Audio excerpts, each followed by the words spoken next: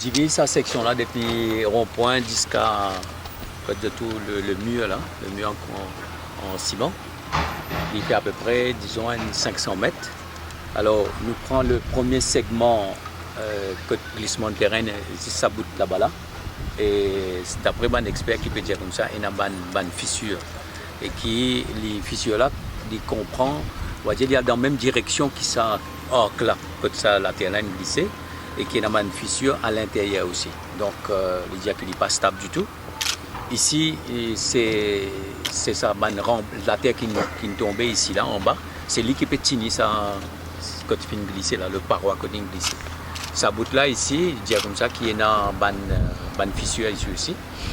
Et qu'on a besoin d'un goût qu'il peut faire. Et là, quand il finit dans le mur en ciment, vous avez besoin d'un goût de tout dispositif que tu mettais. Si pas, ça m'a un dispositif là peut marcher pour qu'il est stable. Après, on trouve aussi qu'il y a un système de drain qui pas forcément peut marcher. Et sa dernier bout qui nous restait de l'autre côté là, apparemment, il paraît correct. Donc, en conclusion, toute la zone, il reste une zone très instable et qui peut bien stabiliser. Et là, les deux experts qui sont venus, un géologue et un géotechnicien, ils ont fini prendre toute bonne information, toute bonne data. Ils ont fait analyser en Afrique du Sud. Ils ont travaillé là ce week-end et nous gagnons très probablement un rapport en début de semaine. Donc d'ici là, nous ne connaissons pas exactement qui besoin faire pour stabiliser cette région-là. Et bien sûr, la conclusion, c'est qu'il ne va pas ouvrir le chemin maintenant. Bien comprendre qu'il y a une zone instable, nous pouvons essayer de comprendre quel est le degré d'instabilité. Si nous sommes capables de stabiliser cette région-là, c'est ça que je dis Madame Besson, get les zone par zone. The overall conclusion is that we do not think it's safe as of yet to open the road. There's a couple of things that we need to do to make this section safe for road users. And there's other couple of smaller concerns that we have along the rest of the route as well that we need to inspect a little bit closer before we can say it's safe to open or not. At a certain point from there you go into a place where the height of the slope becomes problematic, as well as the degree of weathering of the material, because it's a very clay type soil, but it's also highly variable at the same time. Up to the point where we are basically standing right next to the failure here is probably the most dangerous section. We saw several cracks on the top, which is telling us that this is just a matter of time before the material does come down.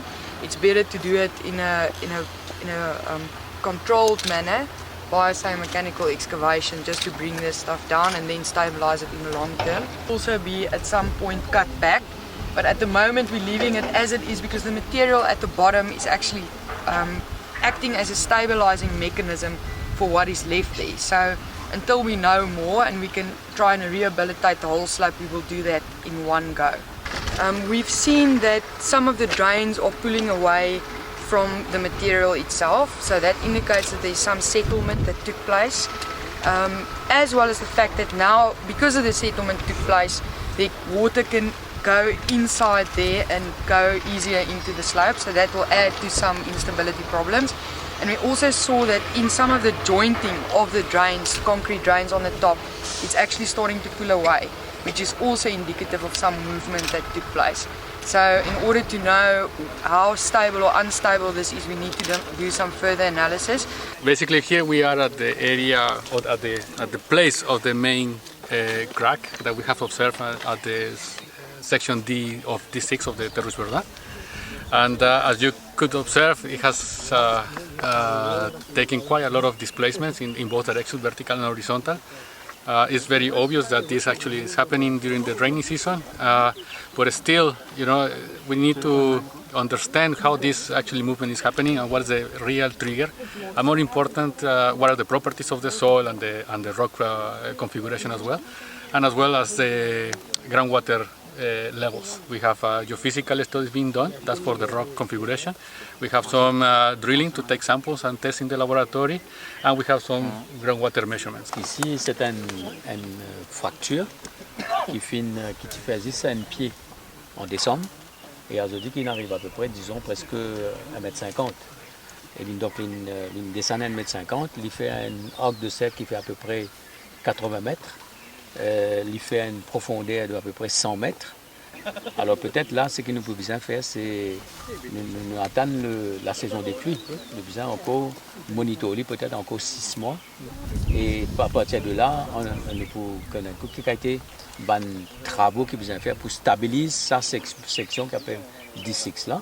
En attendant, bien sûr, il ne peut pas affecter les travaux qu'il peut faire le D4 et le D5.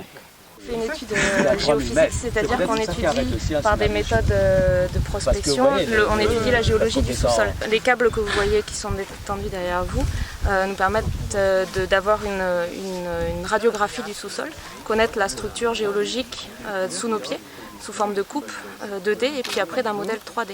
Ça nous permet aussi d'avoir la géométrie de la nappe phréatique, savoir où est-ce qu'elle se trouve sous nos pieds et connaître un petit peu sa morphologie et envisager des solutions pour, en connaissant cette géologie, envisager des solutions pour limiter le glissement du terrain vers la route.